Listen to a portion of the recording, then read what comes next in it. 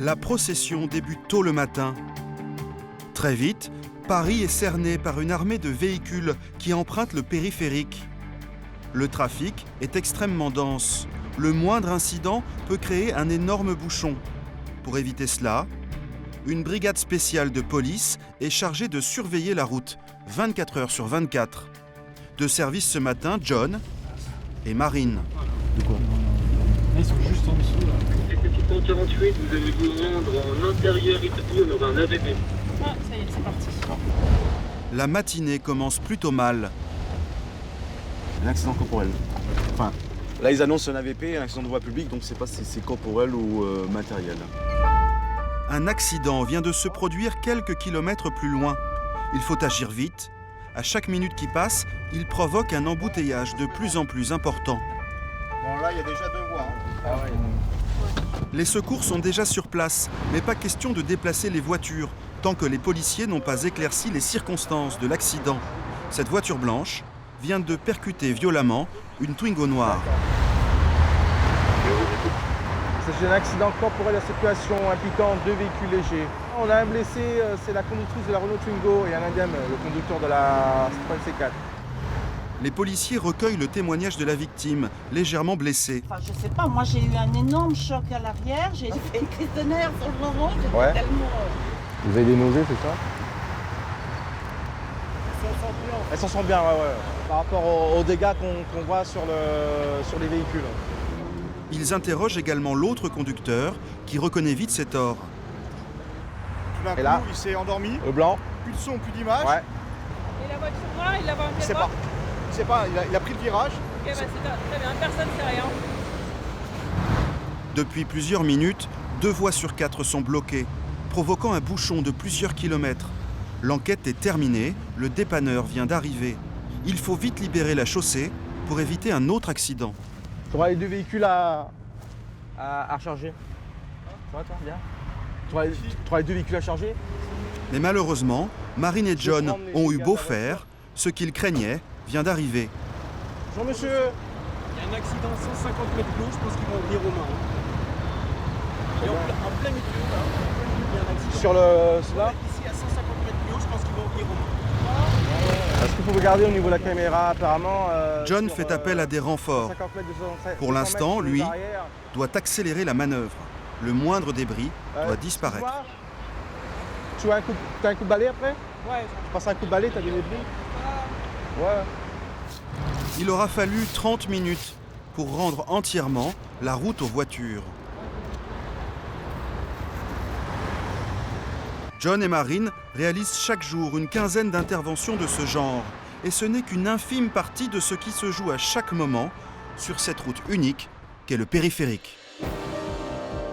Un monstre de bitume long de 35 km, emprunté chaque jour par 1 300 000 véhicules. Une route inévitable pour tous ceux qui veulent entrer ou sortir de Paris. Les automobilistes y arrivent par 6 autoroutes et 38 portes desservent la capitale. Achevé en 1973, cet axe était un symbole de modernité. Une autoroute large de 8 voies au beau milieu de la ville, utile mais aussi dangereux. Des accidents spectaculaires, comme ici ce camion qui emporte une voiture. Des véhicules en flammes sur le bord de la route. Ou même des mariés qui bloquent la circulation. Sur cet axe hors du commun, tout peut arriver. Des milliers de personnes y travaillent jour et nuit. Ouvriers de la voirie, dépanneurs ou encore taxis parisiens. C'est le triangle des Bermudes. Les gens, ils s'arrangent pour tomber en panne ici. Une autoroute bordée d'immeubles. 120 000 personnes vivent tout autour. On peut même pas écouter de la musique parce qu'on n'entend pas vraiment. Et c'est aussi un refuge pour de nombreux SDF. Un univers sur lequel veillent des centaines de policiers. Et ici, un simple contrôle routier peut virer à la course-poursuite. Bon allez, le Nissan, arrêtez-vous. Aïe, police. Aïe. Vous allez découvrir l'envers du périphérique parisien, l'axe routier le plus fréquenté d'Europe.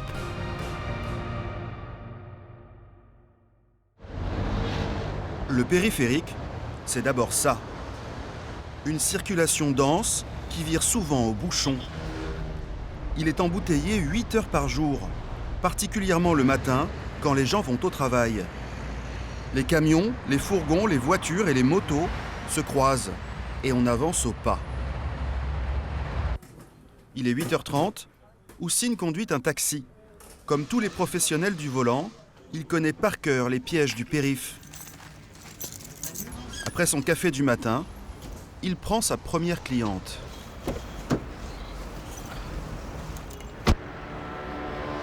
Bonjour. Ça va? Ça va très bien. Ouais. Il fait meilleur dans la voiture, non? Houssine pratique son métier depuis 26 ans. Malgré les difficultés, il n'a pas perdu son enthousiasme. Même si l'enfer du périph' est là, c'est pas grave, on y va quand même. Quand il faut y aller, il faut y aller. Cette cliente doit se rendre à l'autre bout de la ville. À cette heure-ci, tout Paris est bloqué. Le périphérique, même bouché, est encore le plus court chemin. Vous êtes prête, madame? Prête pour aller attaquer le périph'? Pour aller à sa destination, Houssine va devoir faire le tour de Paris par le sud. Et sur cet axe, pas de couloir privilégié pour les taxis. En temps normal, il lui faudrait 30 minutes. Mais il lui faut traverser la pire zone du boulevard, un cauchemar redouté par tous les usagers. Vous voyez, donc là, on arrive à un endroit stratégique, la fameuse porte de Bercy. Cette fameuse porte, la voici. C'est un immense nœud routier où le périphérique est rejoint par l'autoroute qui vient de l'est de la France et aussi par une voie rapide. C'est une des principales entrées de Paris. Elle est embouteillée 12 heures par jour. C'est le triangle des Bermudes. le fameux... C'est ici, je te jure, c'est la mort. Les gens, ils s'arrangent pour tomber en panne ici. L'impression d'être... Et bien sûr, aujourd'hui, ça n'a pas raté. Des camions. Tiens, il y a encore un accident, je crois. Il y a un accident. Un collègue. Et ben voilà, le moindre grain de sable, toute la machine est enrayée. On a perdu quand même 20-25 minutes. Excusez-moi, madame. Hein. Pourtant, quand tout est bloqué, il y en a certains qui passent quand même. Ce sont les deux roues. Ça, c'est la moto. Moto de transport de personnes. Pour éviter les bouchons, ils sont des milliers à choisir la moto. Mais pour eux aussi, le périphérique est plein de pièges.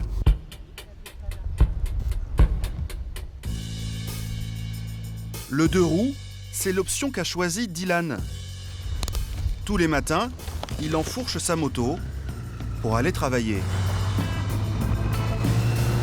C'est une belle journée pour aller travailler. Dans les bouchons, son atout majeur, c'est qu'il se faufile entre les voitures. Cela permet de diviser le temps de parcours par 3 en moyenne. Cette pratique est pourtant interdite, mais elle est tolérée par la police. On arrive toujours à sortir un peu son épingle du jeu en moto. On est quand même plus à l'aise pour se faufiler. On a beaucoup moins cette pression des bouchons. Mais rouler entre deux fils est une pratique extrêmement dangereuse. Le petit mètre, qui sépare les voitures, est surnommé par les motards le couloir de la mort. Un moment d'inattention, un freinage brusque, et voilà ce qui peut arriver. Et dans le cas des motards, les séquelles physiques sont souvent importantes. Sur les 10 derniers morts du périph', 7 étaient des motards. On a tous au moins un ami qui a eu un accident relativement grave sur le périphérique parisien. On a tous une histoire comme ça, dramatique. On ne peut pas jouer avec le périphérique. C'est dangereux du matin au soir, du nord au sud. Du coup, Dylan redouble de vigilance. Il connaît toutes les techniques pour deviner le comportement des automobilistes. Moi, je repère beaucoup les changements de voie en regardant à travers la lunette arrière. Je regarde directement les personnes ou même directement dans le rétro. Pardon madame, s'il vous plaît. Le moindre coup de volant d'une voiture est un problème pour lui. Ah, ça passe pas facilement hein, quand il y a des personnes qui sont occupées à faire autre chose dans leur voiture. Il met son clignotant depuis un quart d'heure, mais il a son oreillette à droite, donc on sait pas ce qu'il fait. Merci la BM. Voilà. Ah, bah on a un camion qui a dû piler à cause d'une petite voiture bleue qui a dû passer devant elle. Ah bah il y a eu contact a priori. Le phare du camion. Automobiliste distrait, accident, Dylan doit faire ce trajet sous tension 2 fois par jour. Mais malgré tout, grâce à son expérience, il s'extirpe plutôt facilement du trafic. Non, moi je vais sortir là. C'est mon arrivée, j'ai mis 40 minutes pour venir. Tout va bien. J'adore la moto. Mais il n'en va pas de même pour les automobilistes, car eux sont toujours dans les bouchons. Un trafic. Je vous ai en caméra là. Il serait plus prudent de vous mettre derrière le muret. D'ici, on voit tout. Les agents sont chargés de diriger les équipes de policiers sur le terrain, car les incidents ne manquent pas, comme ce véhicule en feu au bord de la route. Mais ce qui les inquiète le plus, ce sont ces objets qui tombent sur la chaussée et provoquent des accidents. Et justement, un transporteur de plâtre vient de perdre une partie de son chargement. 647 de TNP. Immédiatement, la brigade de John est alertée. Est-ce que vous savez sur quelle voie de circulation se trouvent les objets? On nous appelait pour intérieur Aubervilliers, il y a des plaques de placo sur la chaussée. Ça peut être dangereux pour les motards. Mais au beau milieu du trafic, impossible de descendre sur les voies sans risquer sa peau. Alors pour ce simple débris, il va falloir bloquer tout le périphérique. Fais gaffe, le mec qui t'en dépasse de l'autre côté. Pour cela, ils ont une technique. Le fourgon de police doit zigzaguer le plus lentement possible, 300 mètres avant la plaque. Une opération très délicate, car les automobilistes sont indisciplinés. Vous le voyez, vous êtes sérieux? Ah oui, d'accord. Les gens, s'ils ont le dessus. Une fois les 4 voies totalement arrêtées, Marine et John doivent sortir pour retirer la plaque.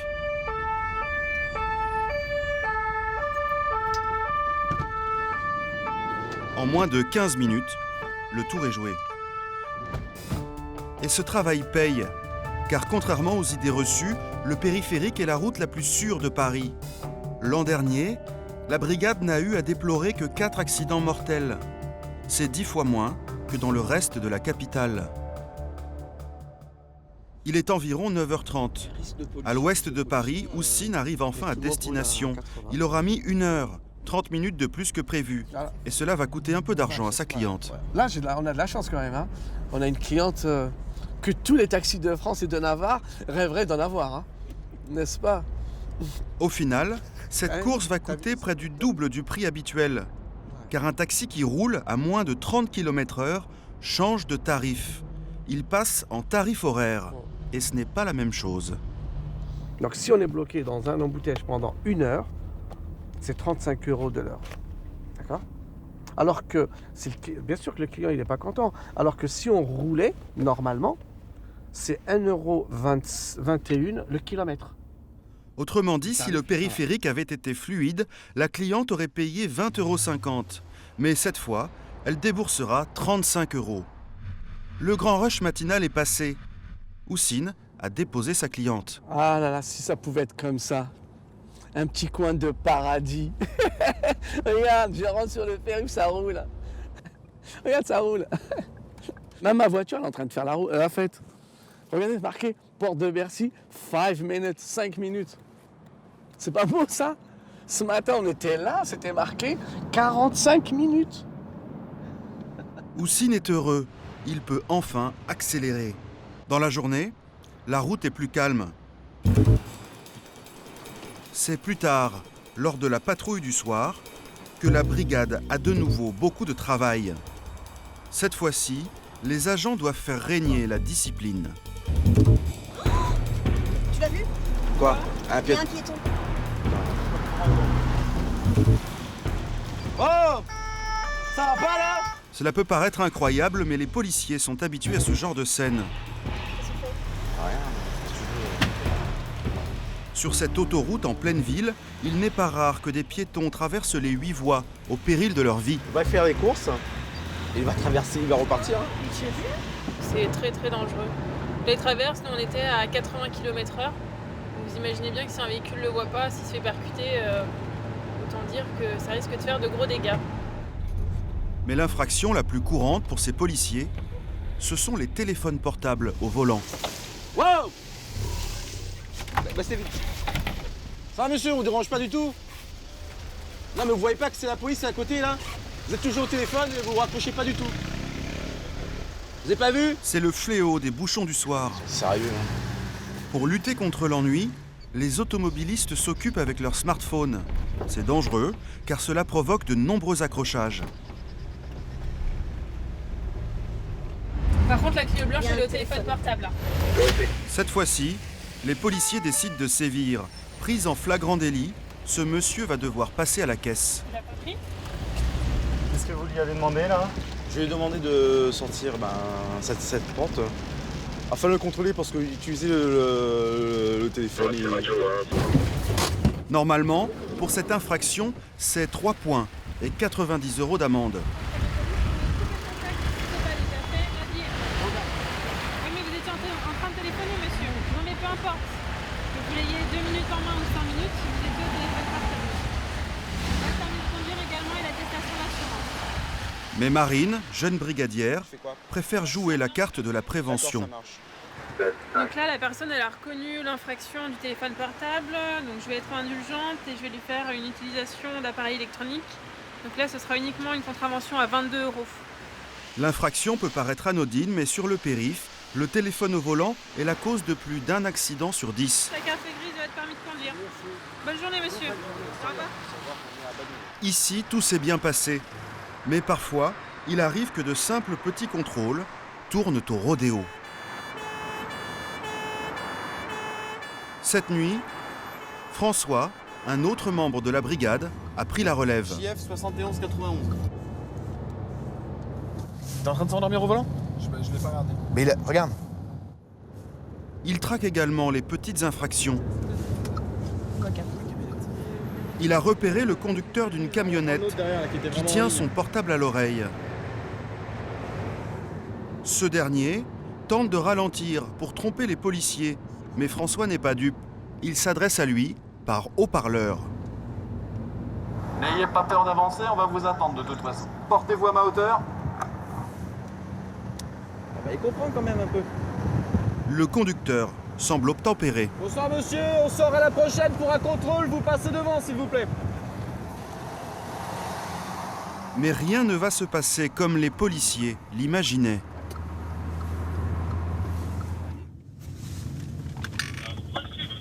Vous vous arrêtez au feu, vous actionnez les feux de détresse et vous coupez le contact. Inexplicablement, l'homme redémarre. Donc le feu, vous venez de le passer, je vous ai demandé de vous y arrêter. Le banal contrôle se transforme en course-poursuite. Le conducteur prend la fuite en direction de la banlieue toute proche. Les policiers sont dans son sillage. On est face à un refus d'obtempérer. On est sorti à Villette. L'individu a pris direction de la banlieue. Conduit un véhicule de marque Nissan numéro 860. Pour échapper à la police, l'homme n'hésite pas à griller les feux, lancé à plus de 70 km/h dans le centre-ville. Passe à gauche. C'est bon, ça va. Roule. À cette vitesse, un accident grave peut arriver à tout moment. Attention. Les policiers doivent ralentir. Le fuyard en profite pour prendre de l'avance. Droite. Ici. Il est tout droit. Le chauffard est toujours devant. il n'a pas réussi à semer François. Le policier tente une nouvelle fois de le raisonner. Bon, arrêtez-vous, soyez sérieux, arrêtez-vous. Arrêtez votre moteur. Coupez. Arrêtez-vous, halte, la voiture noire, arrêtez-vous. Dans sa course effrénée, le chauffard manque de peu l'accident avec d'autres voitures. Bon allez, le Nissan, arrêtez-vous, halte, halte, police, halte. Faites pas n'importe quoi, soyez pas idiots, arrêtez-vous. Malgré les injonctions, la course-poursuite dure. Mais à l'angle de cette rue, la camionnette est obligée de s'arrêter, bloquée par la circulation. Allez, arrêtez, soyez pas idiots, prenez pas de risque, aggravez pas votre cas. Coupez le moteur. Halte, halte. Mains sur leurs armes, les policiers encerclent le véhicule. De son côté, François est parvenu à rentrer dans la voiture par la porte du passager. Qu'est-ce qui t'est passé par la tête? Qu'est-ce qui t'est passé par la tête? Je travaille. Mais je veux bien savoir que tu travailles. Mais tu te rends compte de ce que t'as fait là?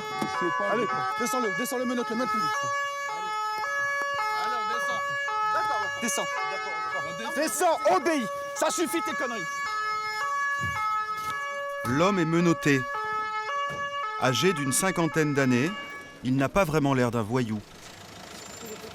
J'ai des problèmes, je travaille. Vous avez le permis? Non, j'ai pas de permis, c'est pour ça. Vous vous rendez compte que dans votre manœuvre, il y avait des piétons, Je sais. il y avait des cyclistes? Mais je sais, Non mais je sais que j'ai fait ça une ressemble à grosse quoi connerie. ça? Je sais que j'ai fait Vous une vous grosse- arrêtez, vous n'avez pas le permis Je de sais que j'ai conduire. fait une grosse Mais là, connerie. attendez, vous savez ce qui va se passer là? Vous avez un refus d'obtempérer, vous avez une mise en danger délibérée de la vie Essayez de d'autrui. me faire le mieux possible parce que vraiment. Qu'est-ce que vous voulez que je vous fasse de mieux? Je sais pas, je sais pas. Je vous ai dit combien de fois de vous arrêter? Je sais. Vous avez une pièce d'identité, monsieur? Là? Vous avez consommé de l'alcool, monsieur? Vous avez bu. Essayez de me faire un peu le mieux possible parce que je veux pas aller en prison. Attention votre genou. Bien joué toi. Sans permis, alcoolisé, ce conducteur a pris des risques insensés pour échapper aux policiers. Bon, je peux vous soumettre le SNPC FPR du conducteur? Voilà, pour un problème de permis de conduire, vous avez, pour un problème, j'ai envie de dire, minime de permis de conduire, vous avez des individus qui foncent à tombeau ouvert en agglomération, qui font n'importe quoi comme vous avez pu le voir, et qui mettent la vie de tout le monde en danger. Quelques minutes plus tard, l'homme est amené dans un commissariat qui traite tous les délits routiers la nuit. Attention à la tête, vous faites pas mal, vous allez par là. Vous n'avez rien oublié? Non, c'est bon. Sans déconner. J'ai peur. Vous pourriez être mon père. Finalement, il sera condamné à 6 mois de prison avec sursis. Mais rien ne s'arrête jamais sur le périphérique. Toute cette activité de nuit, certains en sont même les témoins privilégiés, car ils vivent tout autour. Les riverains, c'est une des spécificités de cette autoroute située en pleine ville.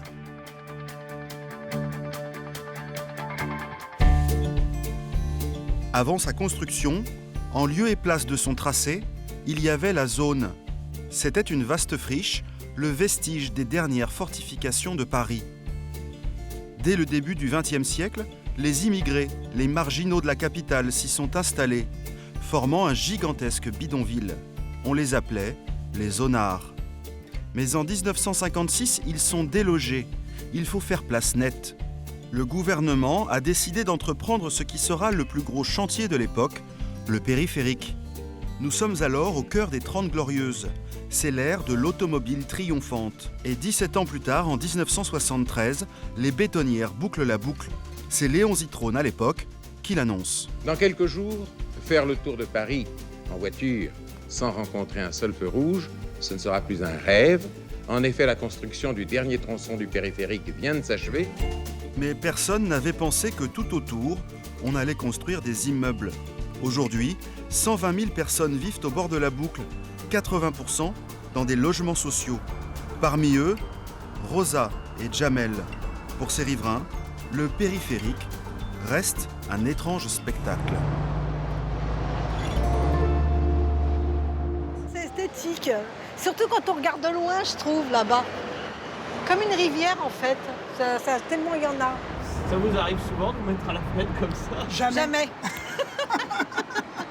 Il n'y a bien que quand des journalistes viennent à la maison qu'ils mettent le nez au balcon. Quelle horreur.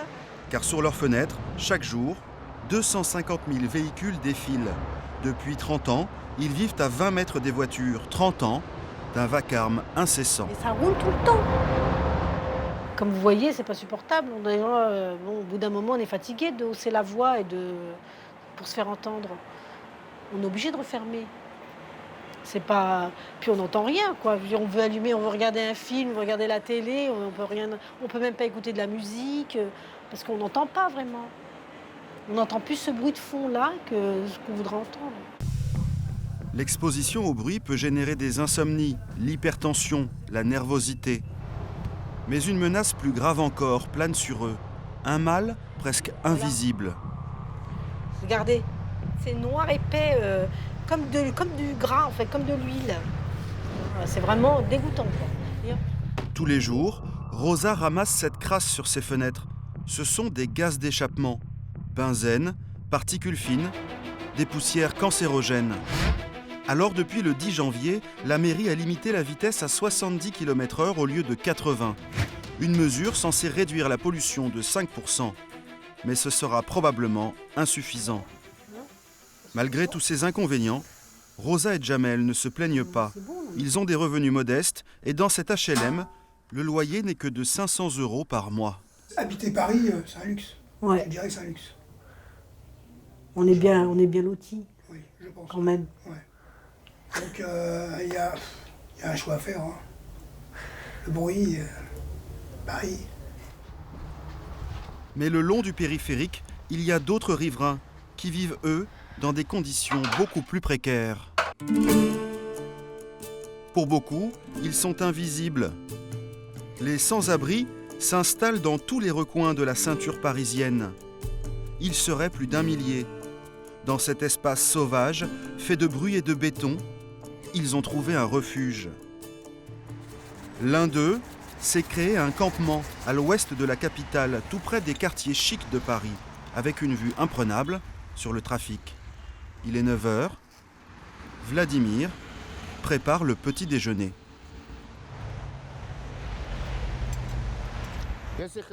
Si vous voulez, je peux vous préparer à manger. Chez Vladimir, il y a toujours une assiette pour les invités. D'ailleurs, chaque matin, il cuisine aussi pour son ami Alexandre. Le seul problème, c'est les rats. Ils s'attaquent à ma bouffe. Je ne peux rien garder. C'est pour ça que je vais chaque jour dans les magasins pour récupérer des produits qui vont partir à la poubelle. Malgré les rats et les vapeurs d'hydrocarbures, Vladimir, 45 ans, originaire de Russie, vit ici depuis 2 ans déjà. Ce petit bout de terrain, c'est devenu sa maison. À 3 mètres au-dessus du périph', il fait tout pour se sentir chez lui. Ce petit arbuste, je l'ai planté la semaine dernière. Et le palmier, là, il y a 2 semaines. C'est le fleuriste en face qui me les a donnés. Ça me plaît. Ça me plaît d'avoir des plantes. Puisque je suis obligé de vivre ici, autant faire en sorte que ce soit beau. Vladimir a appris à embellir son quotidien. Il faut dire que sa vie a été rude. Il a passé 13 ans dans une prison en Lettonie. Alors le périph', pour lui, ce n'est pas si mal. J'ai fait partie d'une mafia.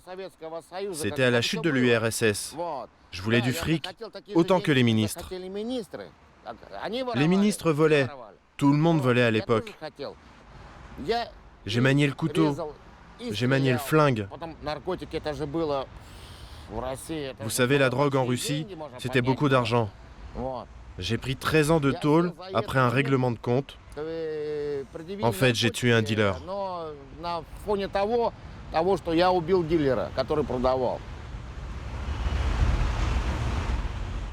Sorti de prison en 2007, Vladimir mène depuis une vie de vagabond. Il a été initié aux rudiments de la vie parisienne par Alexandre, son pote. Mais Alexandre a lâché prise. Il vit à côté de chez Vladimir, mais dans des conditions encore beaucoup plus difficiles.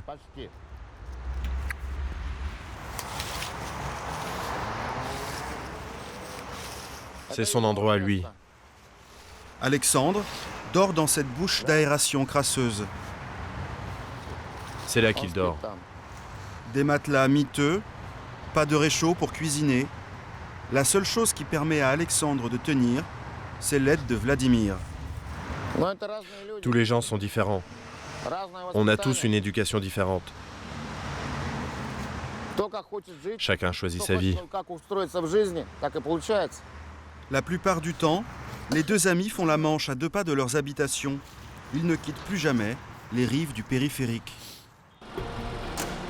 Une nouvelle journée se termine.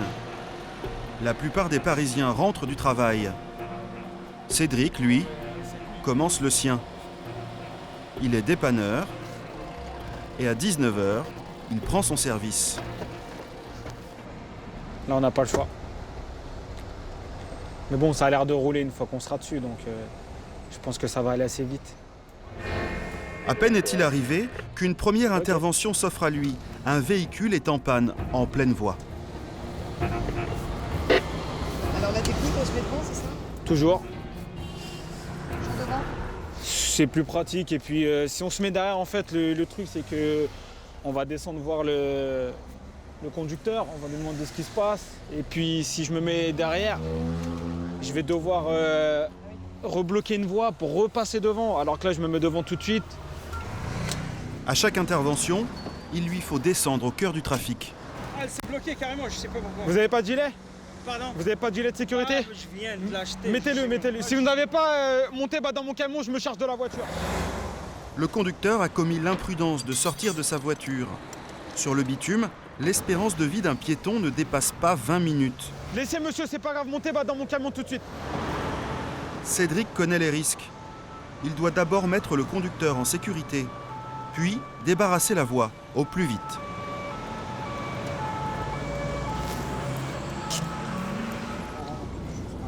D'accord.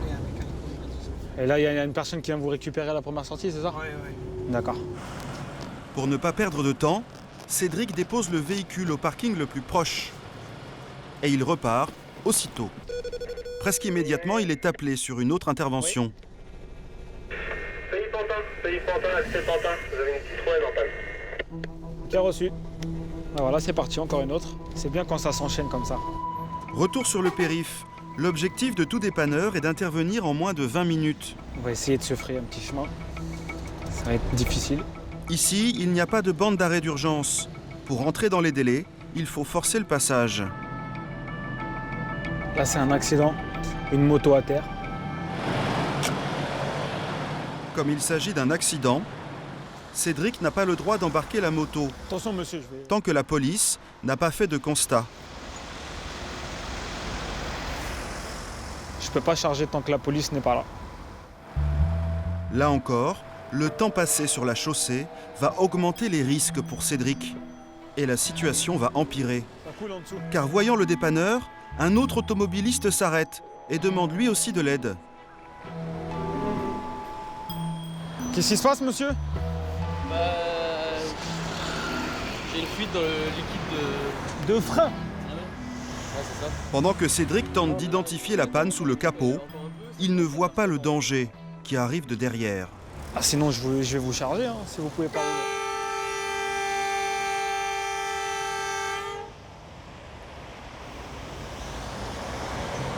C'est ça les dangers du périphérique, c'est vrai? Le suraccident, ouais.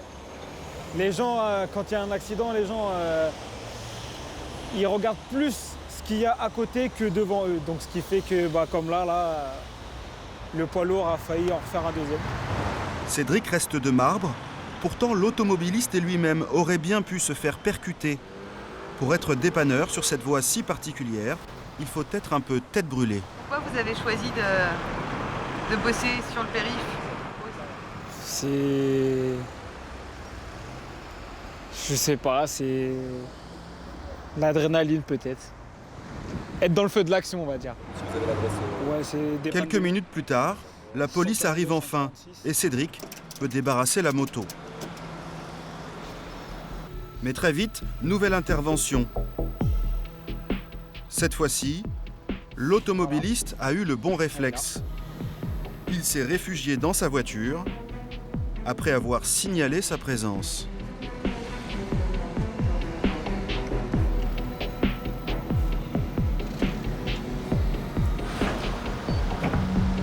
Monsieur, bonsoir. Qu'est-ce qui se passe? Ah, le truc bête. Vous n'avez pas vu votre chose qui venait? Mais si, je l'ai vu, mais je me suis fait avoir. Je pensais que j'ai oublié, je pensais que je tiendrais. Et voilà, la pompe à essence n'est pas loin. Cette erreur d'appréciation va lui coûter cher. Est-ce que vous savez aussi du coup la suite, comment ça se passe? Maintenant? Ouais. Pour moi? Oui. Eh ben non, enfin j'espère, oui. Je vais payer ma facture, il va poser ma voiture. Et puis c'est tout. Non? Il y a une surprise? La surprise, c'est le tarif. Sur le périphérique, les dépanneurs ne font pas ce qu'ils veulent. Les prix sont fixés par la préfecture. Mais c'est toujours Cédric qui annonce la mauvaise nouvelle. 181,77 €. Là, à ce prix-là, vous pouvez prendre la carte bleue et amortir la machine, là. Quoique vous avez un gros camion. Ça se paye, ça. Quelques minutes de trop dans les bouchons, et cet automobiliste est bon pour le passage à la pompe, le plus cher de son histoire. Alors, on va faire le plan, hein. Faites le plan. Perdez un client pendant quelques temps. Je reviendrai. Hein. Merci monsieur, c'est très gentil à vous. Chaque nuit, Cédric porte ainsi secours à une quinzaine d'automobilistes échoués dans le trafic. Il est 21 h. À cette heure-ci, tout devrait être très calme. Et pourtant, le périphérique est encore bouché. Désormais, plus personne ne passe, et tant pis pour ceux qui rentraient chez eux. Faire chier comme ça là. Ce genre de blocus exaspère les Parisiens. Ce soir, 12 km, soit un tiers du périphérique, sont coupés à la circulation. Pour une raison très simple, il faut nettoyer. Donc là, ça y est, le périphérique est à vous? Voilà, le périph' est à nous. Donc maintenant, les travaux vont pouvoir commencer. Ce décor vide, c'est maintenant le domaine des nettoyeurs. Des forçats de la route qui, toute la nuit, déblaient le moindre encombrant. Les pare-chocs, tout ce qui traîne sur le périph', qui peut être dangereux. Donc les vis, les enjoliveurs. À chaque fermeture, on ramasse tout et on en ramasse toujours autant. Cette nuit, une centaine d'agents est au travail. Ici, tout le monde s'active, mais chacun à son rythme. Les membres de cette brigade très spéciale ont été sélectionnés pour leur coup d'œil infaillible. Là, on est à la recherche des nids de poules. On est à la recherche des nids de poules et puis pour les boucher à chaud. Ils traquent et rebouchent toutes les imperfections de la route. Avec un trafic d'1 300 000 véhicules par jour, il faut en permanence rapiécer le bitume.